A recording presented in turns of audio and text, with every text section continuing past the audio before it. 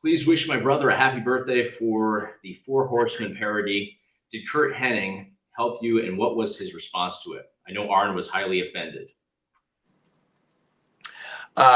Curt I never even spoke to Curt about it, but you know, my character as Curt didn't really do anything ugly. It was, I mean, how can you dog out Curt Hennig anyway? There's no way to. So he was Mr. Perfect.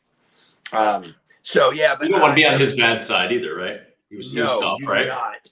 I remember, you know, like I said, all them boys were super tough, and you know, Curt knew I was pretty tough, and so before we had to shoot this I wrestled him for like a career versus career match at his inn, and they put me over Curt Hennig, which was crazy, but I'll never forget that.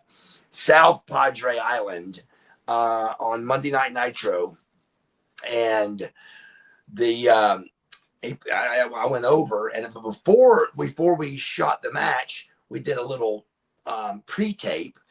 And man, when they said action, he open hand slapped me with a Bagwell slap that I've never been hit with a Bagwell slap. Well, I have by my mother, but it's been a long time. And bro, when it was over, I said, "Brother, what's up with that?" He goes, "I knew if I did that, I would get you in the mood."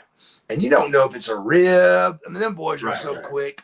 But regardless, it did work. I initially snapped right back and slapped him right back, and it was a really good pre-tape that we did. But Curt Hennig was super professional. But yeah, you know, that was I think one of the best things we ever did. I think he was one of X-Pac's best things he's ever done as the Ric Flair parody. He was brutal as Ric Flair. It was really phenomenal. I mean, he's very good at what he does, but he really nailed that. It was great, and it was tremendous.